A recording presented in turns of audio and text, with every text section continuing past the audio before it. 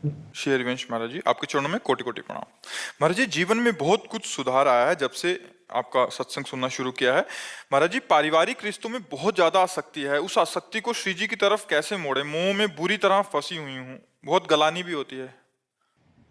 हाँ, भगवान की माया का यही प्रबल प्रभाव है कि जीव शरीर और शरीर के संबंधी भोग और शरीर संबंधी रिश्ते नाते इसी में पूरा जीवन व्यतीत कर देता है।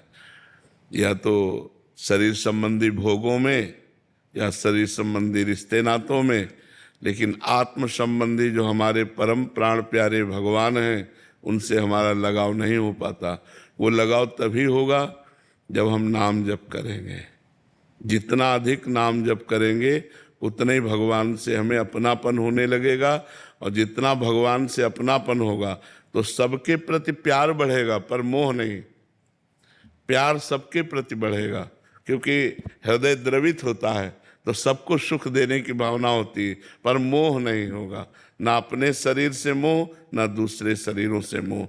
ये जब तक विवेक नहीं होए, विवेक मोह भ्रम भागा। विवेक होता है तब मोह का नाश होता है, और विवेक होता है सत्संग से, भगवान के भजन से। बिन सत्संग विवेक न होई, और राम कृपा बिन सुलभ न सोई। जब भगवान कृपा करते हैं तब सत्संग मिलता है। तो सत्य क्या है? भगवान का नाम। भगवान का नाम सत्य नारायण सत है। तो जब हम राम राम, राधा राधा, कृष्ण कृष्ण, नारायण नारायण जपते हैं तो ये हर समय सत्संग हो रहा है। हमारे अंदर सुंदर बुद्धि में विवेक उत्पन्न होता है, और विवेक मोह का नाश कर देता है। होए विवेक मोह भ्रम भागा, और मोह गए बिन राम पद होए न दृढ़ अनुराग।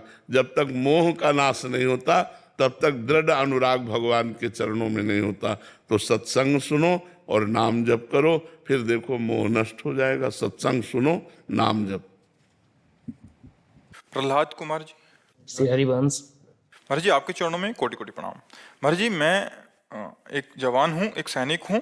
आपके द्वारा जो सैनिकों के बारे में बताया है उसी की तरह चलने का प्रयास भी कर रहा हूँ और भजन भी कर रहा हूँ। मुझे आंतरिक शांति तो मिल रही है, लेकिन इस शरीर के संबंधी जिन लोगों से मुझे कष्ट मिला है, वो जब सामने कभी आते हैं तब मुझे उनका बुरा व्यवहार मेरे दिमाग में घूम जाता है, जिससे मेरा मन अशांत हो जाता है। उस समय विचार कीजिए कि ये व्यक्ति बुरा नहीं है, इससे मेरे लिए बुरा करवाया गया है।